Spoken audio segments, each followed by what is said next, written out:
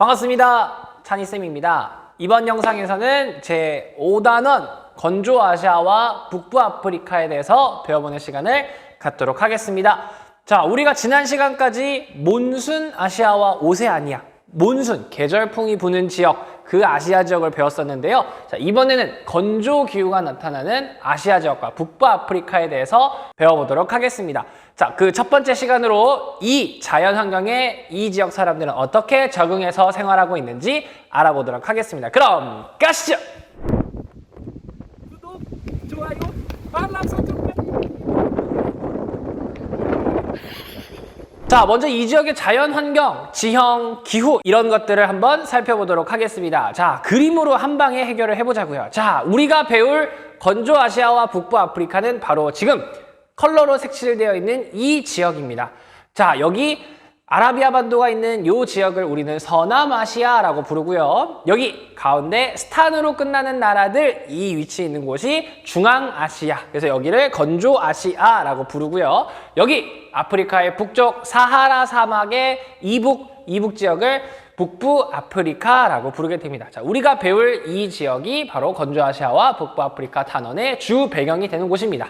자, 여기에 나라 이름들과 기본적인 특징은 선생님이 여기 백지도 특강에 정리를 해놨으니까 영상을 참고해 주시면 좋을 것 같습니다. 자, 그럼 여기에 주요 지형들이 무엇이 있는지 한번 살펴보도록 하겠습니다. 자, 신기조산대의 위치를 한번 살펴볼게요. 우리 세계의 대지형 하면은 신기조산대, 고기조산대, 안정육계 이렇게 있었죠. 자, 이 지역에 가장 영향을 준 지형은 바로 신기조산대입니다. 자, 신기조산대 어디 있을까요? 자, 여기 아틀라스 산맥이라고 보이는 여기 최첨단 장비가 또 도입이 돼야겠죠. 네. 아틀라스 산맥이 있는 곳 여기에 이렇게 산맥이 이렇게 지나갑니다. 신기조산대. 여러분 이름에 신경 쓰지 마시고 신기조산대 여기가 신기조산대가 이렇게 지나가는구나 라는 거 체크해 주시면 좋을 것 같고요. 자, 오랜만에 여기 우리 유럽 지역이 좀 나왔거든요. 유럽 지역의 유명한 지역, 여러분이 아시는 신기조산대 있지 않습니까? 여기 장화처럼 생긴 모양의 나라 위쪽에 있는 산맥, 바로 알프스 산맥이죠. 알프스 산맥. 네, 선생님, 서남아시아, 여기 건조아시아랑 북부아프리카 얘기하면서 갑자기 알프스 얘기 왜 합니까? 여러분, 이 알프스 산맥이 여기서 뚝 끊기는 게 아니라 이어진다 그랬죠. 어디까지? 히말라야까지. 자, 이어볼까요? 자, 산맥이 이어집니다. 자, 발칸 반도를 지나서 여기 터키를 정확히 가운데 딱 가로지르고요. 가로지르고 이란을 가운데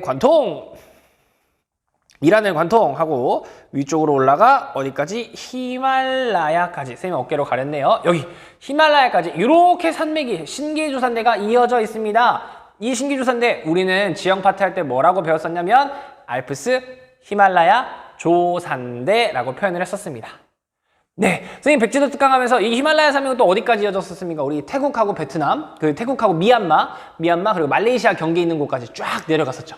거기까지가 알프스, 히말라야, 조산대 이렇게 정리를 했었습니다. 됐었죠? 자, 이렇게 신기조산대 정리했고요. 그 다음 고기조산대 볼 건데요. 고기조산대는 여기 이 건조아시아와 북부아프리카 지역에서 뭔가 뚜렷하게 나타나는 경향이 없어서 선생님이 따로 그릴 게 없습니다.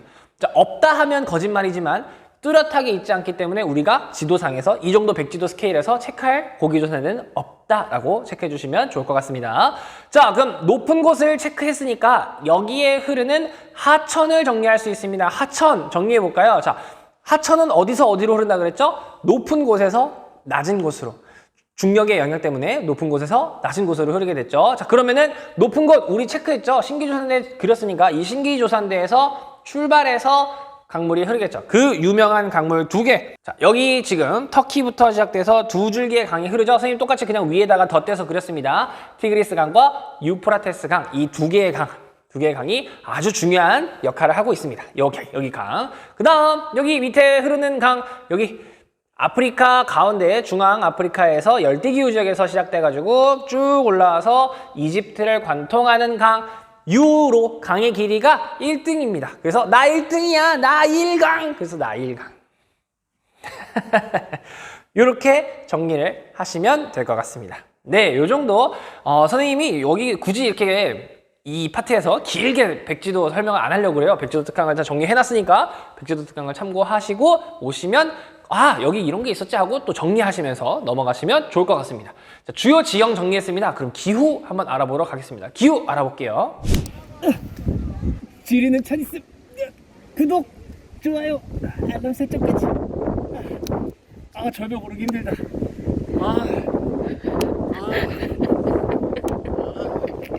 자, 이 지역의 기후 알아보도록 하겠습니다. 자, 여기 왼쪽에 보시면 연 강수량 색칠되어 있는 표가 나와 있습니다. 자, 우리는 강수량 500ml를 기준으로 이 식물을 볼 수 있다, 없다 이렇게 해서 크게 두 분류로 처음에 쾌펜의 기후 구분할 때 나눴었습니다. 그 식물이 뭐였죠? 바로 나무입니다. 나무를 볼 수 있다, 없다로 수목기후, 무수목기후로 나누었었죠.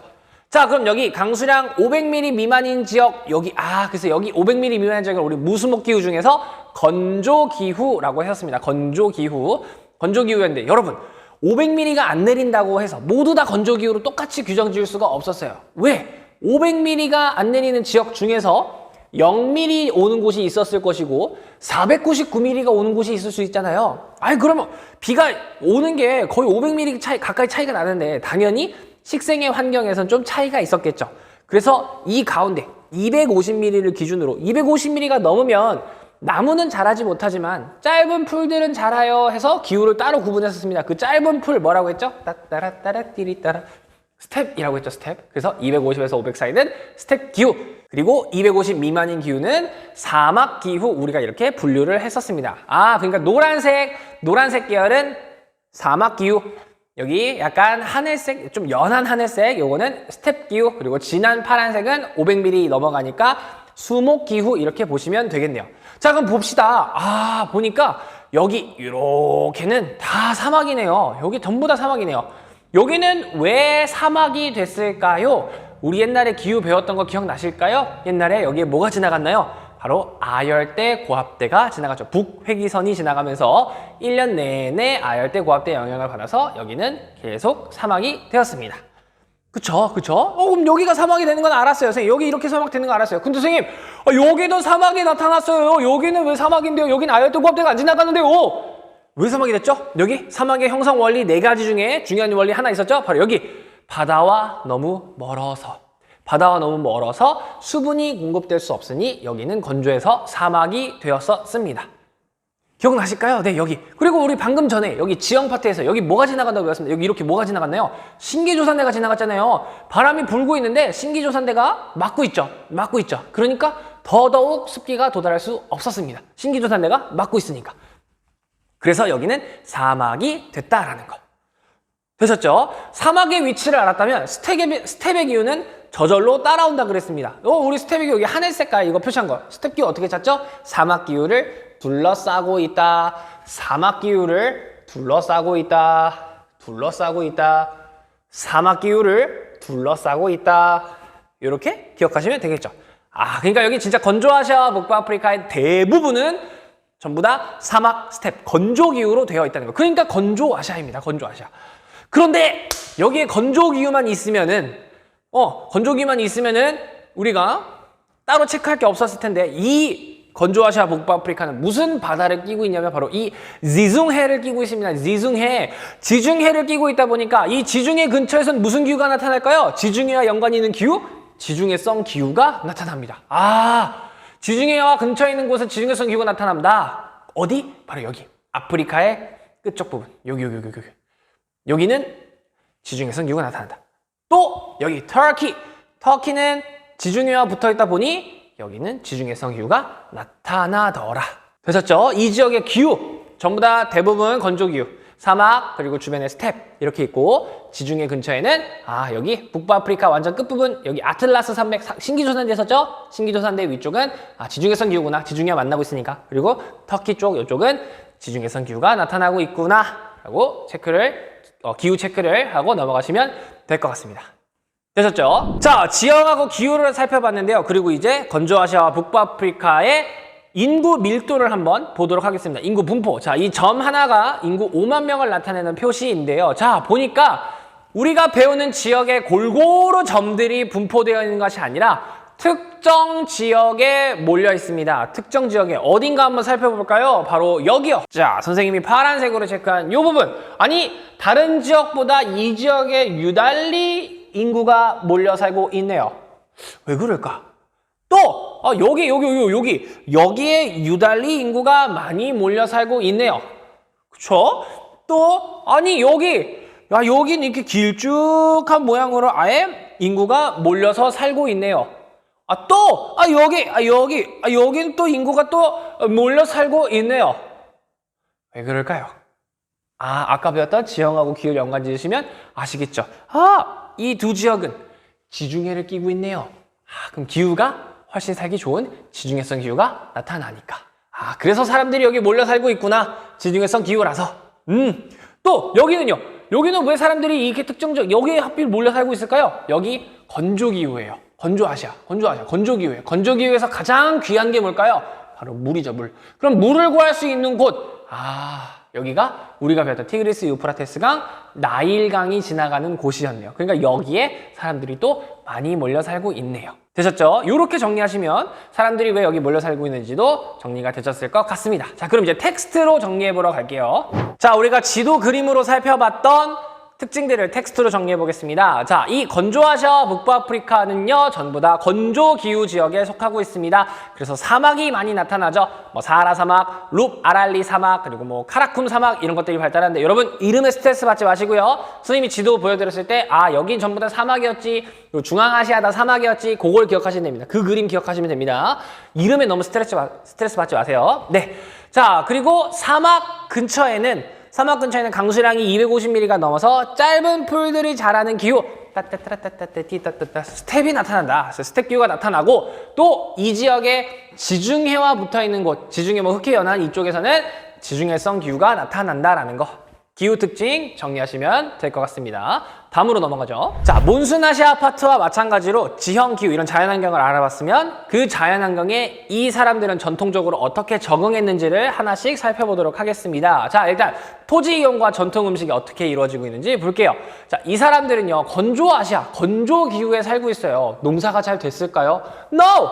왜? 물이 없으니까, 비가 안 내려주니까 농사가 안 됩니다. 그래서 전통적으로 먹을 것을 찾아 이동하는 유목이 발달을 했습니다. 자, 그럼 여러분, 내가 먹을 걸 찾으러 갈 때 내가 기르던 가축들은 안녕 이러고 놓고 가요?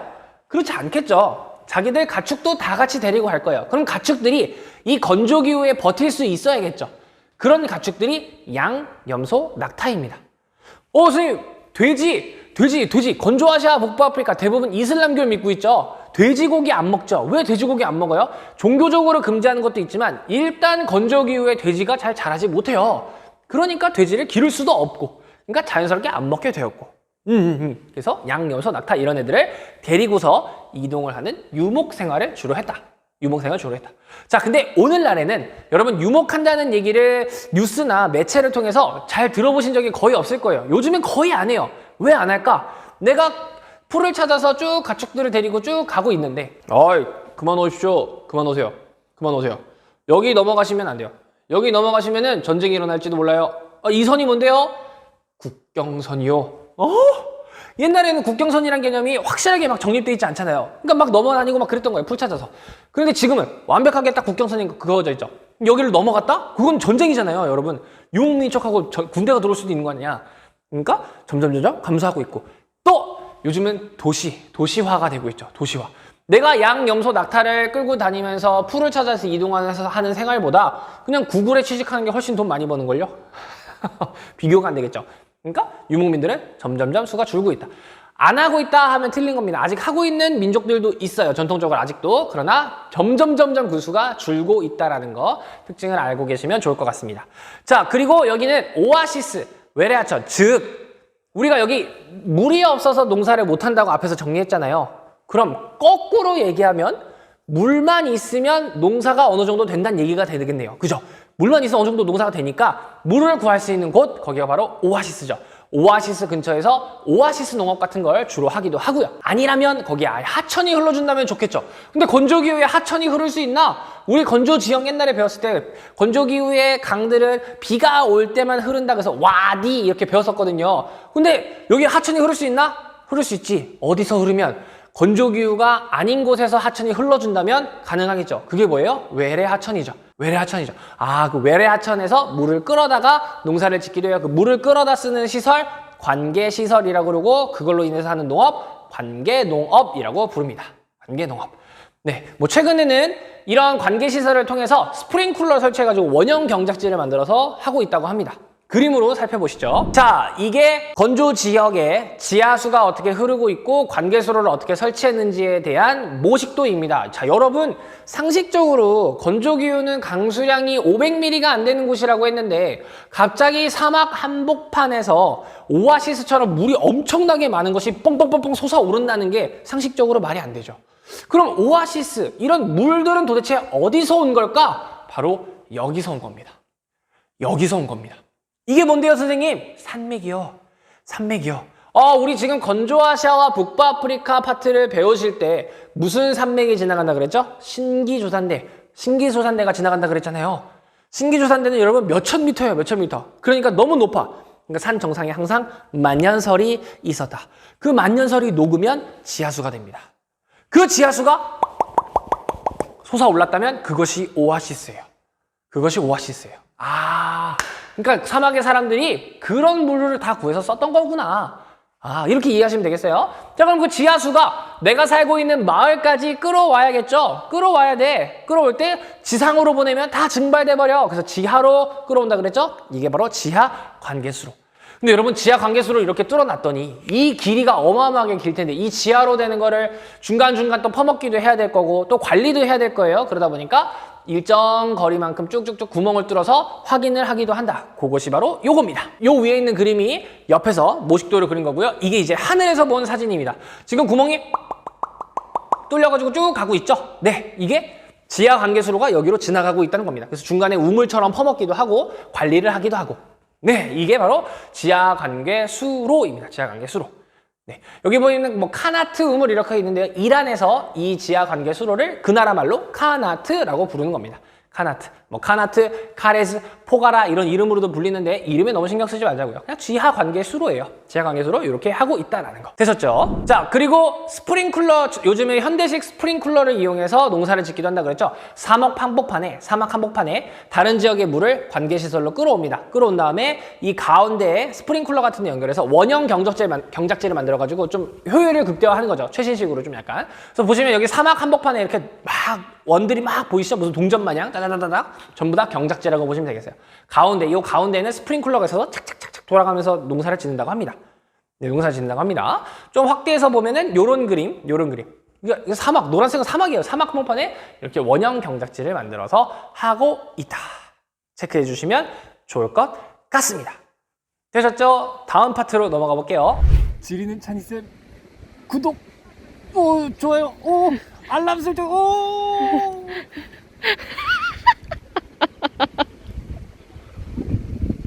자, 그럼 이 지역에서는 어떤 작물을 주로 재배하는지 보도록 하겠습니다. 자, 이 지역에서는요, 대추야자를 많이 재배하고요. 그리고 여기 쌀농사가 될까요? No! 쌀농사는 어디서 잘 됐죠? 몬순 아시아, 계절풍. 계절풍이 뭔데요? 여름에는 고온 다습, 겨울에는 한랭건조. 고온 다습한 조건이 있어야 쌀은 재배가 잘 되는데 여기는 고온만 있지 다습이 없어요. 그러니까 쌀농사가 안 된다. 그러니까 주로 밀은 내한성, 내건성, 추운 걸 견디는 것과 건조한 걸 견디는 능력이 좋았었죠. 그래서 재배 면적이 넓었던 거 우리 식량자원 했을 때 정리를 했었습니다. 그래서 밀을 주로 하고 이 대추야자는 좀 정리해 주시기 바랍니다. 대추야자를 이 사람들은 식량으로 주식으로 먹기도 합니다. 자, 그리고 여기는 햇빛은 풍부하나 물이 없어서 농사를 못 짓는다 그랬죠? 그래서 물만 있으면 농사를 짓기는 적격이다라는 거 체크해 주시고요. 자, 여기는 주로 가축, 고기를 먹는데 뭐 소고기, 돼지고기 먹긴 먹지만 돼지고기는 종교적 이유 때문에 잘 먹지 않고 소고기도 구하기가 어려워 잘 먹지 않았으니 자기들이 기르던 가축, 특히 양고기를 주로 먹습니다. 양고기 요즘은 우리나라에서도 좀 흔해졌어요. 뭐 양꼬치도 되게 유명해졌고요. 또 케밥, 터키의 케밥 이렇게 막 여러분 고기 써는 거 보셨을까요? 그거 다 양고기죠. 양고기를 이용한 음식이 많습니다. 자, 그리고 유목민들이 가축으로 얻은 육류 이런 것도 많이 먹기도 했고요. 그리고 유제품이 뭔데요? 우유로 만든 제품. 우유로 만든 제품이에요. 왜 여기서 유제품을 먹었을까요? 자, 아까 양, 염소, 낙타 이런 가축들을 기른다 그랬죠. 물이 없으니까 이 가축들의 젖, 즉 우유죠. 우유를 마시면서 생활을 하는데 이 우유를 마시면서 사막을 횡단하고 있었대요. 이 지역 사람들이. 사막 횡단 하고 있는데 햇빛이 너무 강하니까 이 우유가 발효된 거예요. 발효가 되고 나니까 얘가 딱딱하게 굳은 요거트가 됐습니다. 요거트의 발명지가 여러분 사막이에요, 사막. 그래서 이 지역 사람들은 유제품을 굉장히 자주 이렇게 먹습니다. 주식처럼 먹고 있어요. 자, 그리고 이 사람들은 유목민들 이동을 하다 보니까 다른 지역들의 상품도 사기도 하고 그거를 다른 지역에 또 팔기도 하고 내가 갖고 있는 양고기 팔고 뭐 내가 필요한 식량 같은 거 얻기도 하고 이런 식으로 무역을 자주 했는데 그 무역을 하는 형태가 띠 모양, 줄을 이루면서 하고 있더래요. 그거를 대상이라고 합니다. 대상. 상은 상인할 때 상자고요. 이 대는 띠. 뭐 검은 띠, 초록 띠, 빨간 띠, 뭐 이런 거 할 때 띠, 줄지어서 한다 이런 거죠. 대상. 요런 거. 줄지어서 무역을 한다 이거죠. 여러분 아라비안 나이트 이런 거 보시면 막 나타나고 막 다 일렬로 쫙 줄 서서 가고 있죠. 그렇게 가서 무역을 하고 거래를 하고 하는 형태가 대상이다. 유목민들이 과거 많이 했던 방식입니다. 네, 뭐 그래서 전통화에도 이렇게 막 실리기도 한데요. 이런 대상을 했던 것들이. 네, 좋습니다. 자, 그리고 여기서 밀가루를 이용한 음식을 많이 만든다 그랬죠. 그래서 빵, 고기 유제품, 그리고 대취하자 꼭 기억해 주세요. 대취하자. 그리고 뭐 케밥, 난, 알씨 이런 것들이 전통 음식이래요. 선생님이 전통 음식 좀 간단하게 사진을 갖고 왔는데요. 뭐 쿠스쿠스 이런 것도 있고요. 후무스 이런 것도 있고 이름이 좀 격렬해요. 이름이 좀 격렬하죠. 뭐 발라펠, 뭐 루브즈? 뭐라고 써 있는 거야? 쿠브즈. 네, 쿠브즈. 그리고 여기도 있어요. 라그만 뭐 이런 것도 있고요. 네. 그다음에 뭐 여기 뭐 피대, 피자가 아니고 피대, 그러니까 펴대 뭐 이런 거 됐어요. 그다음에 뭐 샤와르마, 뭐 아니면 뭐 만티 뭐 이런 게 있대요. 자, 이 음식들을 뭐 외우라는 게 아니라요. 지금 보시면 쌀 요리가 없어요. 양고기와 밀가루를 주로 이용한 음식들이 많이 발달해 있다는 거. 네, 여러분들이 이 음식을 다 외우라는 뜻이 아닙니다. 이 음식들 쌤이 먹어봤으면 맛 표현을 참 해줬으면 좋았을 텐데 아쉽게도 쌤이 아는 이런 음식을 하는 식당이 없어요. 그래서 한국에 잘 많이 없죠. 이제 생기면은 꼭 한번 가보겠습니다. 그래서 한번 먹어보고 나중에 후기를 말씀드릴게요. 맛있었겠죠? 맛있겠죠? 딱 봐도 맛있어 보이잖아요. 그죠? 다음으로 넘어갈게요. 자, 이 지역의 전통 가옥 이제 알아보도록 하겠습니다. 이 지역 사람들은 과거 전통적으로 어떤 집에서 살았을까? 자, 여기 건조아시아 북부아프리카 대부분이 건조 기후였습니다. 여러분, 건조 기후니까 무수목 기후였어요. 나무를 구할 수가 없어요. 나무를 쉽게 구할 수가 없으니 여기서는 나무로 집을 지을 수 없었겠죠. 그럼 주변에서 쉽게 구할 수 있는 재료로 해야 되는데 내 주변에 있는 게 뭐밖에 없어요? 흙밖에 없어요. 그러니까 여기는 흙을 이용해서 주로 집을 지었다. 흙벽돌집을 주로 많이 지었습니다. 자, 근데 흙벽돌집을 짓는데 여기는 일교차가 너무 커요. 여러분, 사막하면 일교차였죠. 우리 일교차가 큰 조건 옛날에 기후했을 때 3가지 기억나실까요 혹시? 첫 번째, 일교차가 크려면 건조, 살짝 쥐난 것 같아요. 아파라. 이렇게 할게요. 쥐난 것 같아요, 방금. 아파. 자, 3가지, 일교차가 큰 조건 3가지 있었죠. 첫 번째, 건조하면 건조할수록. 두 번째, 고도가 높아지면 높아질수록. 자, 세 번째는 열대기후였는데 열대기후는 연교차보다 일교차가 더 컸다는 거. 이 3가지 특징을 선생님이 정리를 해드렸었어요. 사막은 건조하죠. 건조기후니까. 그래서 일교차가 너무 큽니다. 낮에는 막 40도까지 올라가고 밤에는 0도, 어쨌든 영하로 내려가기도 해요. 그러니까 일교차가 너무 커요. 일교차가 크니 벽을 두껍게 만들 수밖에 없습니다. 왜? 낮에는 열이 못 들어오게. 밤에는 내가 갖고 있는 열을 못 나가게 하려고. 그래서 벽을 두껍게 만들고. 네. 이 일교차가 엄청 큰 게요, 여러분. 사막에서 어느 정도냐면, 일교차가 어느 정도 크냐면, 우리가 사막이 더우니까 사람들이 막 더워서 막 일사병이나 막 말라 죽을 것 같잖아요. 목이 말라고 막 그러고. 그게 아니라 얼어 죽은 사람 비율이 훨씬 높아요. 그 정도로 일교차가 큽니다. 사막이라는 곳이. 네. 그리고 창문은 또 작게 만들어요. 왜 창문을 작게 만드냐? 일단 일사량이 엄청 많죠. 햇빛이 막 쐭니다. 근데 우리 집을 발코니처럼 크게 만들어버리면은 햇빛 잘 드는 남양이 좋지 막 엄마가 막 이랬다고 해서 여기도 이렇게 남양으로 이렇게 막 햇빛을 이렇게 많이 만들게 할 수 없어요. 많이 들어오게. 왜냐? 모래바람도 불고 있거든요. 사막이라서. 이 모래바람 얼마나 세냐면 여러분 학교 운동장 나가셔가지고 8월 달에 학교 운동장 나가 친구랑 둘이서 나가세요. 그런 다음에 이렇게 모래를 이렇게 모으셔가지고 이렇게 모래를 딱 한 다음에 친구한테 뿌리세요. 그러면 여러분 친구 모래 딱 맞고 아 이러면서 여기 화상 입을 거예요. 아마 8월 달 그 뜨거운 모래를 맞으면. 근데 여기 40도까지 올라간다니까요. 그 40도 모래가 계속 불어. 우리 집을 발코니를 만들고 오픈 더 윈도우 하고 모래 사막을 딱 이렇게 받아버리면 안 되겠죠. 그러니까 창문은 작게 만든다. 창문을 작게 만들고요. 자, 비가 오지 않으니까 지붕은 평평하게 만듭니다. 평평하게. 우리 열대기후의 고산가옥은 지붕의 경사가 가파랐어요. 왜? 비가 너무 많이 오니까. 그러나 여기는 지붕을 평평하게 만들었다는 거. 네, 그리고 여기 일부러 가옥 사이를 조밀조밀하게 만듭니다. 왜? 여기는 식생이 거의 없다 보니까 그늘을 만들 수 있는 환경이 조성되어 있지 않아요. 그러니까 일부러 건물을 좀 다닥다닥 붙여서 그늘을 만들어서 햇빛을 가리기도 합니다. 모식도 그림으로 좀 보셔야겠죠? 자, 그림으로 보시면 이렇게 생겼죠. 흙벽돌집. 네, 이렇게 흙으로 만든 집에 작은 창문들, 그리고 굉장히 다닥다닥다닥 붙어있죠? 다닥다닥. 특징이 뭐였어요? 네, 평평한 지붕에 창문은 작고 두껍게 벽을 만들고 골목을 좁게 만드는 거. 여러분, 이 모든 거를 다 한 방에 설명해 줄 수 있는 게 영화 한 편 보시면 돼요. 영화 중에 알라딘에 이런 장면이 나오죠. 처음에 이 자스민 공주하고 알라딘이 막 그 경찰들 피해가지고 막 이렇게 건물들 뛰어다니면서 추격전을 찍죠. 네, 그게 왜 가능했던 거예요? 건조기후니까 가능했던 거예요. 건조기후는 집이 오밀조밀 다닥다닥 붙어있으니까 이게 점프해서 되죠. 지금 이 장면이 자스민 공주한테 자 하나 둘 셋 하면 저쪽 건물로 뛰어요 이러는 거예요. 근데 이게 만약에 우리나라에서 봐요. 자 알라딘하고 자스민 공주가 아파트 옥상에 올라가지고 자 하나 둘 셋 하면 여기 101동에서 102동으로 뛰는 거예요. 잘 가라 이거죠. 안녕 하는 거죠. 우리 영원한 사랑 함께 해 이러고 이제 진짜 영원한 사랑 하러 가는 거죠.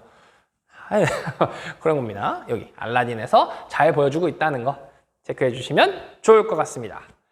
되셨죠? 전통가옥 살펴봤습니다. 다음으로 넘어가 볼게요. 자, 앞에서 봤던 전통가옥 같은 경우는 오아시스나 외래하천에서 끌어온 관계시설이 있어서 어떤 정착한 주민들이 사는 집이라고 보시면 되겠습니다. 자, 그런데 우리 여기 전주아시아 북부 아프리카는 대부분 유목을 한다 그랬었잖아요. 유목을. 그럼 유목을 하는데 내가 여기 풀이 많네. 여기 집을 지어야지. 그 흙벽돌로 막 집 막 해가지고 집 짓고 이제 풀이 다 떨어져서 이동해야 돼. 그럼 집 다시 부시고 다시 이동해가지고 다시 집 짓고 이거 언제예요? 그럴 수 없잖아. 그래서 여기는 이동식 가옥을 짓습니다. 이동식 가옥. 네, 그 지역의 말로 유르트라고 부르기도 하고요. 북부 아프리카나 서남아시아 베두인족이 쓰는 거를 텐트라고 부릅니다. 여러분이 아시는 그 텐트예요. 텐트의 말이 여기서 나온 거예요. 텐트. 네, 그래서 나무로 뼈를 쫙 세워가지고 이제 내가 키우고 있는 가축의 털을 짜거나 아니면 이제 가죽을 벗겨가지고 이렇게 쫙 하는 거죠. 나무는 어디서 구해요, 선생님? 어디선가 구했겠죠. 이 사람들 유목민족이잖아요. 그러니까 나무 같은 게 뼈대로 세우기 딱 좋잖아요. 그래서 이렇게 세우기도 한다. 이렇게 생겼습니다. 이렇게 생겼습니다. 네, 우리가 알고 있는 그 몽골의 몽골의 이동식 가옥, 게르하고 되게 비슷하게 생겼죠. 네, 이렇게 생겼습니다. 설치하는 장면이네요. 네, 선생님이 군대 시절이 생각나는데요. 정말 힘들어 보입니다. 이걸 보시는 남자 학생 여러분, 나중에 군생활 화이팅 하세요. 텐트 만드는 거 진짜 힘들어요. 자, 그리고 요거는 다른 교과서에 있는 사진인데요. 요건 진짜 질감이 약간 진짜 동물의 가죽처럼 보이기도 하네요. 그래서 여긴 안에는, 여기 밑에는 내부 구조를 보여주는 사진인데요. 뭐 화로도 있고. 이 상당히 여러분 공간이 큽니다. 생각보다 엄청 커요. 쌤이 직접 가서 봤어요. 이 이동식 가옥들을. 바로 여기요. 와우! 여기 대단하죠. 여기 몽골 국기가 날리고 있습니다. 여기는 몽골이 아니고요. 전라남도 순천입니다. 전라남도 순천에 가면 그 국가정원이라고 있어요. 국가정원이라고 해서 그 나라별로 전통가옥을 쫙 지어가지고 공원처럼 예쁘게 정원처럼 만들어 놓은 곳이거든요. 나중에 한번 가보시길 바래요. 정말 좋아요. 정말. 여행 가서 선생님 거기 관광 갔을 때 너무 좋아가지고 또 갔었어요. 너무 좋더라고요. 아무튼 갔더니 이 이동식 가옥이 있는 거예요. 너무 신나가지고 바로 사진을 찍었죠. 사진 찍고 안으로 들어가 봤어요. 안으로 들어가 보니까 진짜 나무로 이렇게 뼈대를 세우고 이제 동물의 가죽 천으로 쭉쭉쭉쭉 이렇게 만들고 조금 과장을 보태면요. 우리 거의 교실 크기만 해요. 여러분 진짜 크더라고요. 안에서 별걸 다 할 수 있는 환경이에요. 막 침대도 있었고요. 뭐 음식 해 먹을 수 있는 곳도 있었고 되게 잘 해놨더라고요. 그러니까 이런 집들을 이동식 가옥으로 들고 다니는 거예요. 우리의 낙타들 힘내라. 이렇게 했더라고요. 그리고 여기 막 전통 의상 이런 것도 있더라고요. 그래서 가만히 있을 수 없죠. 또 입어봤죠. 또. 야, 역시 여러분 조명이 있고 없고의 차이가 굉장하네요. 그죠? 선생님 얼굴 지금 엄청 하얗게 나오는데 여기는 왜 이렇게 까맣나요? 그죠? 1년 전의 사진이거든요. 1년 전인데, 예, 상당히 힘들어 보입니다. 아무튼, 이동식 가옥 살펴봤습니다. 자, 그 다음 전통적으로 이 지역 사람들은요, 물을 얻기 위해서 지상으로 물을 흘려보내기보다 지하로 항상 관계수로를 설치해가지고 생활용수나 농업용수를 이용했다는 거 체크해 주시고요. 자, 그리고 이 지역은 전통적으로 낮에 40도까지 올라가니까 엄청 더웠을 거 아니에요. 여러분 추우면 불을 피우거나 내가 옷을 두껍게 입은 것으로 어느 정도 해결을 할 수 있는데 더운 거는 에어컨이나 선풍기가 없으니까 이 사람들이 좀 해결하기 어려웠을 거 아니에요. 근데 이 아랍 사람들은 지혜를 발휘해서 과학적 원리를 이용해서 천연 에어컨을 만들었어요. 그게 뭐냐면 영어로는 윈드 타워, 그리고 그 나라 말로는 바드기르라고 합니다. 바드기르. 어떻게 한 건지 보면은 여기 지하 관계수로 모식도가 있는데 여기 마을에 보면 이렇게 높게 이렇게 타워처럼 생긴 게 있거든요. 그게 바드기르예요. 요거 이렇게 생겼어요.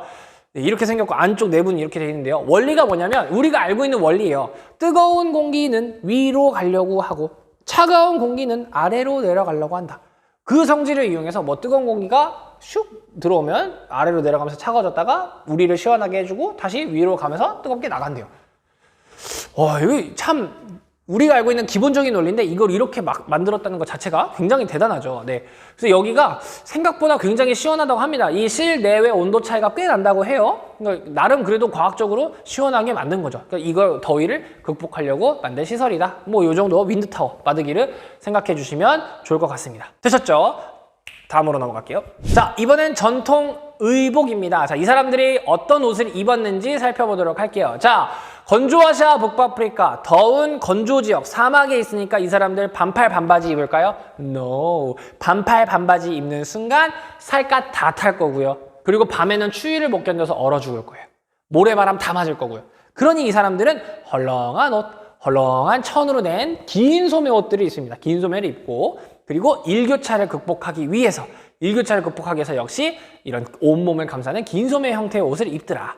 네, 그렇게 체크를 해주시고요. 또 얼굴이나 머리를 감싸는 그늘을 만나는 베일을 착용하기도 한답니다. 자, 이 베일은 또 이슬람교의 영향을 받아서 또 다양한 형태로 나타나기도 합니다. 그래서 자료를 보시면요. 자, 얼굴을 얼만큼 노출시키냐에 따라서 뭐 히잡, 차도르, 부르카 뭐 이런 식으로 부르기도 합니다.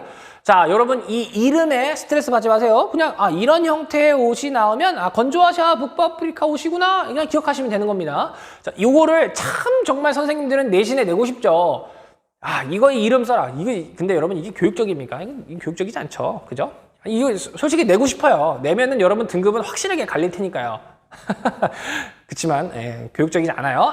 이름에 신경 쓰기보다 이런 베일에 싼 두건을 싼 이런 옷들을 이런 걸 입으면 건조아시아와 북아프리카구나 생각하시면 되겠습니다.